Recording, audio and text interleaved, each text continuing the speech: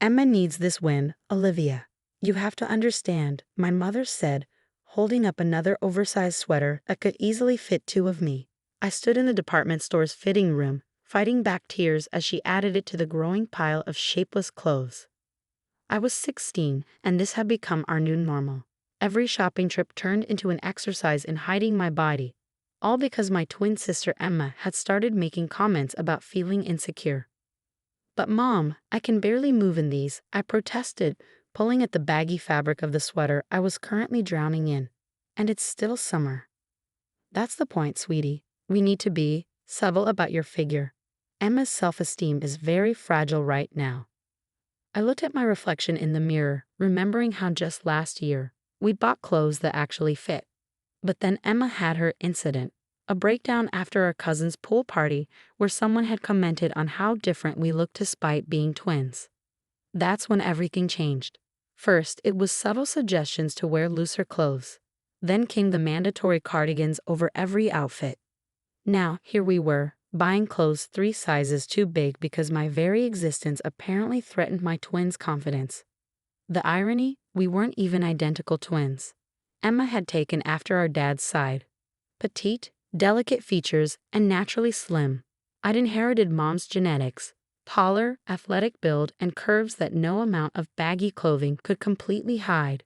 Remember what Dr. Stevens said, Mom continued, referring to Emma's therapist. We all need to support Emma's journey to self-acceptance. What about my journey? I wanted to scream. Instead, I nodded silently, watching as Mom added another tent-like dress to the pile. At school, the changes didn't go unnoticed. My friends questioned my new style, but I made excuses about comfort and fashion trends. The truth was too complicated to explain. Olivia, Emma's voice rang across the cafeteria one afternoon. She bounced over to our table, radiating confidence in her fitted blazer and skinny jeans. Mom says we're going shopping this weekend for the winter formal. We can match.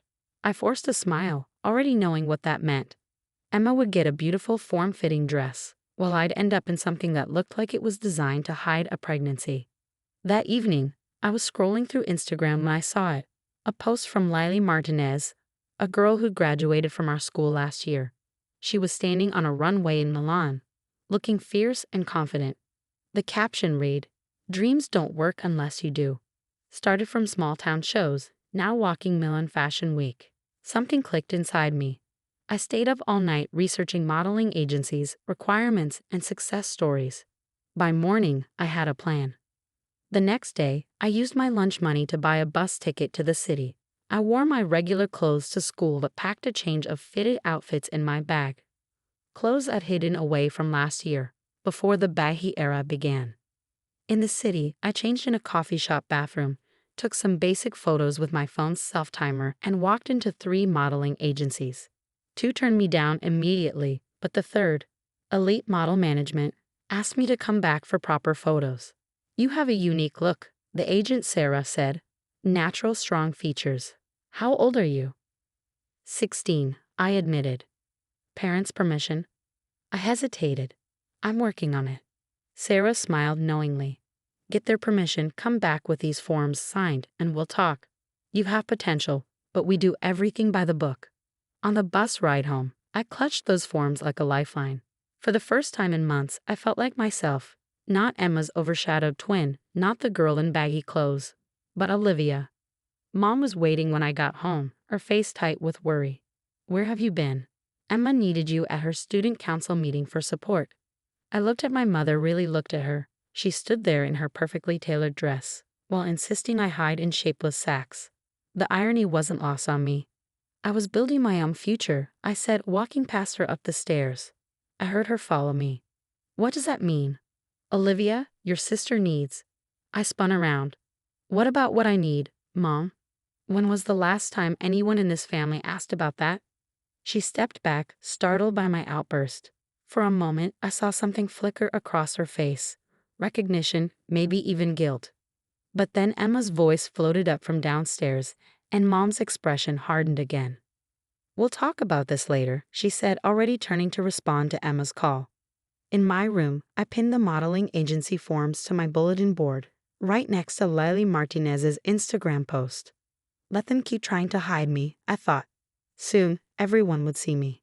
And this was just the beginning. 2 years passed like a whirlwind. While my family continued their campaign to keep me in the background, I was quietly building my future. Every dentist appointment was actually a modeling class. Every study group was a photo shoot. Sarah, my agent, became my biggest supporter, teaching me how to walk, pose, and most importantly, believe in myself. The real turning point came during my senior year. I'd managed to book several local shows, carefully scheduling them around Emma's events to avoid confrontation. But then came the opportunity I wouldn't pass up. New York Fashion Week, Sarah announced during one of our meetings. They're looking for fresh faces, and you're ready. My heart soared, then immediately plummeted as I thought about my family. It's during spring break. Emma has her dance recital. Sarah leveled her gaze at me. Olivia, you've been hiding your light for 2 years. How much longer are you going to let them dim your shine? She was right. That evening, I walked into our family dinner with my head held high. Emma was chattering about her recital, Mom and Dad nodding along enthusiastically. I have an announcement, I said, my voice stronger than I felt. I've been selected to walk in New York Fashion Week. The silence that followed was deafening. Emma's fork clattered against her plate. Mom's face went pale. Dad just stared. What do you mean selected? Mom finally asked, her voice tight. Selected for what? I'm a model, Mom. I've been for 2 years. And I'm good at it. Emma's voice came out small. But my recital. I know, I said, keeping my voice gentle. But this is my chance. My future. Absolutely not, Mom snapped. This is ridiculous. You can't just abandon your sister's big moment for some fashion show. Dad cleared his throat. Princess, your mother's right. Emma needs family support. There will be other opportunities. Will there? I stood up, pulling out my phone. Look at these. I showed them my portfolio, professional shots from local shows, print ads for boutiques, even a small feature in a regional magazine. I've been doing this for 2 years, building my career while wearing your baggy clothes and playing the supportive sister. I've never asked for anything. Now I'm asking. But people will see you, Emma whispered, and I heard the real fear in her voice. Everyone will look at you. Yes, I said softly. They will. And that's okay. Your spotlight doesn't have to dim for mine to shine. Mom stood up abruptly. This discussion is over. You're not going to New York. End of story. I looked at her, then at Dad, who avoided my eyes, and finally at Emma, who seemed smaller than ever in her chair. Actually, I said, pulling out my passport, I'm 18 now. Sarah helped me save every penny I've earned from modeling. My flight's booked. I'm not asking for permission, I'm telling you what's happening. The next week was tense. Mom alternated between cold silence and emotional manipulation. Dad tried reasoning with me about family loyalty. Emma cried about how I was abandoning her. But for the first time in my life, I stood firm. The morning I left for New York, I put on one of the baggy sweaters they'd bought me. But underneath, I wore my own clothes. Fitted, stylish, me. At the airport, only Dad showed up to say goodbye. Your mother's with Emma, he explained awkwardly. She's very upset. I know, I said, adjusting my carry-on. But Dad, I need to do this. He looked at me properly then, maybe for the first time in years. When did you grow up so much? I hugged him, breathing in his familiar aftershave, while everyone was watching Emma. New York was everything I dreamed and more. The energy, the excitement, the pure adrenaline of walking the runway. It felt like finally taking a full breath after years of shallow breathing. My first show was for an up-and-coming designer. As I walked down the runway, lights flashing and music pulsing, I felt powerful. Beautiful, free, no baggy sweaters, no hiding, just me in all my glory. After the show, Sarah rushed up to me, beaming. You killed it, and guess who was watching? She pointed to the front row, where a woman in sleek glasses was making notes on her iPad. That's Miranda Wells from Vogue. She's doing a piece on new faces in fashion, and she wants to interview you. My hands shook as I read Miranda's card. This was really happening. My phone buzzed. A message from Dad. Attached was a photo of him watching my show's live stream on his laptop, taken secretly in his home office. Proud of you, Princess, the message read. Don't tell your mother I watched. I smiled, tucking the phone away. They'd have to face reality soon enough. Because this wasn't just a rebellion or a phase, this was my future, and it was just beginning. Looking in the mirror of my hotel room that night, I finally saw myself clearly, not Emma's twin, not the girl in baggy clothes, but a strong, confident woman ready to take on the world. The next day, I had 2 more shows and the Vogue interview. My story was about to be heard, and I had a feeling my family would be paying very close attention. The Vogue article changed everything. Twin shadows. How model Olivia Turner stepped into her own light. The headline alone sent shockwaves through my family. Miranda had crafted a powerful narrative about identity, family dynamics, and self-discovery, complete with a stunning photoshoot that showed me emerging from oversized clothing into couture. The morning it was published, my phone exploded with notifications. Friends, former classmates, and distant relatives all sharing the article. But the messages I was waiting for didn't come. Not from Mom, not from Emma. Dad called though. It's causing quite a stir here, he said, his voice a mix of pride and concern. Your mother hasn't left her room since she saw it. Emma, well, she's not taking it well. I sat in my New York apartment, paid for by my rapidly growing modeling income, and felt a strange sense of peace. They'll have to face it eventually, Dad. I'm not hiding anymore. I know, Princess, and I'm sorry. I should have stood up for you sooner. His words meant more than he knew, but the real storm was yet to come. 3 days after the article, Emma called. How could you? She sobbed. You made us look horrible. Everyone at college is talking about it. They're calling Mom and Dad abusive. I told the truth, I said quietly. About the clothes, about being hidden, about everything. You didn't have to tell it to Vogue. Maybe if I could have told it to my family and been heard, I wouldn't have had to. The silence that followed was heavy with understanding. I never meant. Emma started, then stopped. I didn't know it hurt you so much. Yes, you did, I said gently. You just didn't want to see it. Another week passed and my career soared. The article had caught the industry's attention and suddenly I was booking major campaigns. My agent called with exciting news. A luxury fashion house wanted me as their face for their new campaign. The theme? Embrace your light. The irony wasn't lost on me. Then came the call I'd been both expecting and dreading. Mom. We need to talk, she said, her voice strained. In person, your father and I are flying to New York tomorrow.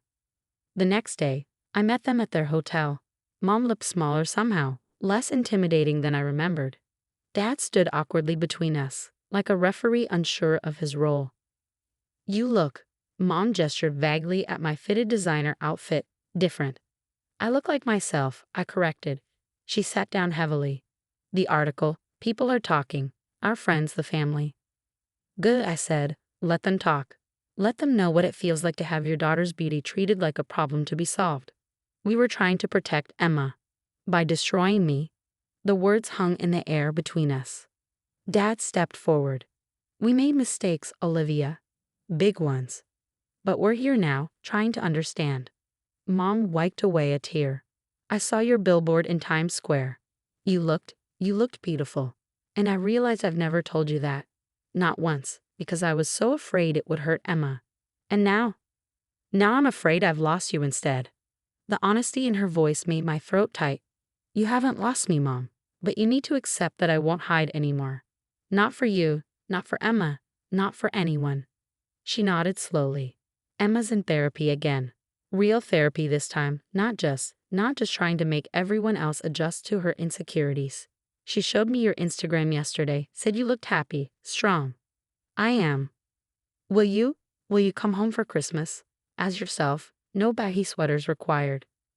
I looked at my parents, really looked at them. Mom, trying to bridge the gap she'd helped create. Dad, finally finding his voice in support of me. They weren't perfect, but they were trying. Yes, I said. But first, I have something to show you. I took them to my latest photo shoot. The theme was family, sisters, mothers, daughters. The photographer had captured something raw and beautiful about female relationships and self-acceptance. As they watched me work, I saw the realization dawn on their faces. This wasn't just a job or a rebellion. This was my art, my passion, my calling. After the shoot, Mom hugged me, really hugged me, for the first time in years. I'm so sorry, she whispered. You shine so bright, and I tried to dim that light. Can you forgive me? I already have, I replied. But no more hiding. No more hiding, she agreed. That Christmas I went home. Emma met me at the door, not with tears or accusations, but with a magazine in her hand, my latest cover. Teach me, she asked. Not about modeling, but about being brave enough to be myself. I hugged my twin, feeling the years of competition and resentment melting away. Always, I promised. As we sat around the Christmas tree, me in a fitted dress, Emma in her own style, Mom beaming at both of us, I realized something profound. Sometimes the greatest act of love isn't dimming your light for others. It's shining so bright that you show them how to find their own light too. And that's exactly what I plan to keep doing, one runway at a time.